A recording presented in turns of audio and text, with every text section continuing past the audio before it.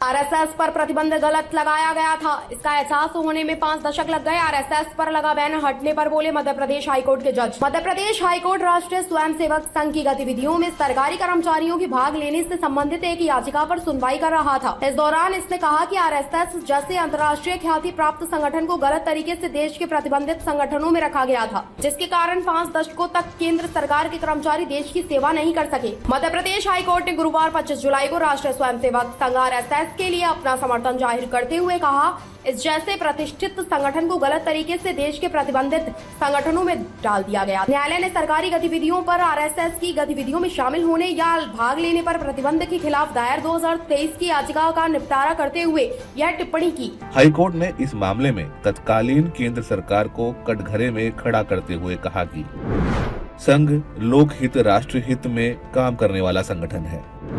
यह दुर्भाग्य की बात है कि संघ की गतिविधियों में सरकारी कर्मियों के शामिल होने पर प्रतिबंध हटाने को लेकर 5 दशक लग गए। आरएसएस जैसे अंतर्राष्ट्रीय स्तर पर प्रसिद्ध संगठन को गलत तरीके से देश के प्रतिबंधित संगठनों में रखा गया था।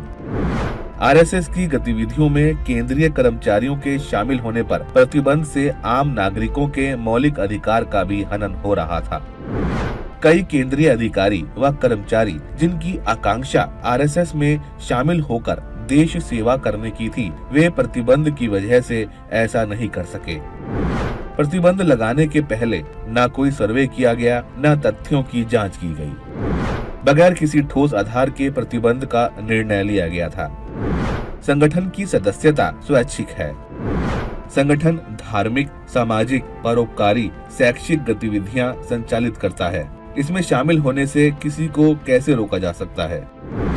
राहत की बात है कि वर्तमान की केंद्र सरकार को गलती का एहसास हुआ और उसने याचिका लंबित रहने के दौरान ही 9 जुलाई को पूर्व में जारी आदेशों में संशोधन किया। भविष्य में ऐसा करने से पहले बारीकी से जांच की जानी चाहिए। आपको बता दें कि वर्तमान की केंद्र सरकार ने पिछले दिनों राष्ट्रीय स्वयंसेवक संघ की गतिविधियों में सरकारी कर्मचारियों के भाग लेने पर लगे 58 साल पुराने प्रतिबंध को हटा दिया था। अब मध्य प्रदेश हाईकोर्ट की इन टिप्पणियों से भी स्पष्ट है कि 1966 में तत्कालीन इंदिरा गांधी की सरकार ने तानाशाही कदम उठाते हुए सरकारी कर्मियों के आरएसएस के कार्यक्रमों में भाग लेने पर प्रतिबंध लगाने का फैसला असंवैधानिक था। कोर्ट ने भी माना यह मौलिक अधिकारों का हनन था।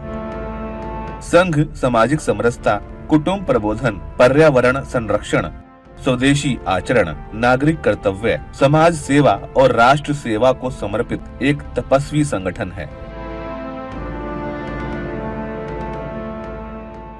अरविंद धर्माधिकारी और जस्टिस गजेंद्र सिंह की पीठ ने कहा, केंद्र सरकार को अपनी गलती का एहसास होने में लगभग 5 दशक लग गए। सरकार को इतना समय लग गया यह स्वीकार करने में कि आरएसएस जैसे अंतर्राष्ट्रीय स्तर पर ख्याति प्राप्त संगठन को गलत तरीके से देश के प्रतिबंधित संगठनों में रखा गया था और उसे वहां से हटाना आवश्यक है। इस प्रतिबंध के कारण इन 5 दशकों में कई तरह से देश की सेवा करने की केंद्र सरकार के कई कर्मचारियों की आकांक्षाएं कम हो गयी। बता दें कि केंद्र सरकार के सेवानिवृत्त कर्मचारी पुरुषोत्तम गुप्ता ने 1966 के निर्देश के खिलाफ सितंबर 2023 में मध्य प्रदेश उच्च न्यायालय का दरवाजा खटखटाया था। प्रतिबंध हटाए जाने के बाद केंद्रीय कार्मिक एवं प्रशिक्षण विभाग डीओपीटी ने एक हलफनामा दायर कर मध्य प्रदेश उच्च न्यायालय को अपने 9 जुलाई को जारी मेमोरेंडम के बारे में सूचित किया, जिसमें आरएसएस को प्रतिबंधित संगठनों की सूची से हटा दिया गया था। अदालत ने सवाल उठाया कि आखिर प्रतिबंध क्यों लगाया गया था। अदालत ने पूछा, सवाल यह उठता है कि किस अध्यक्ष या आधार पर 1960 या 70 के दशक में आरएसएस की गतिविधियों को सांप्रदायिक या धर्मनिरपेक्षता विरोधी माना गया। वह कौन सी रिपोर्ट सांख्यिकीय है? वह कौन सी रिपोर्ट सांख्यिकीय सर्वेक्षण था जिसके आधार पर तत्कालीन सरकार इस निष्कर्ष पर पहुंची कि केंद्र सरकार के कर्मचारियों का आरएसएस से जुड़ाव है। अदालत ने आरएसएस के सहायक गैर राजनीतिक संगठनों के साथ किए जाने वाले व्यवहार पर भी सवाल उठाया। अदालत ने डीओपीटी और केंद्रीय गृह मंत्रालय को निर्देश दिया कि वे 9 जुलाई के आदेश को अपनी वेबसाइट के होम पेज पर प्रदर्शित करें और 15 दिनों के भीतर सभी विभागों को सूचित करें।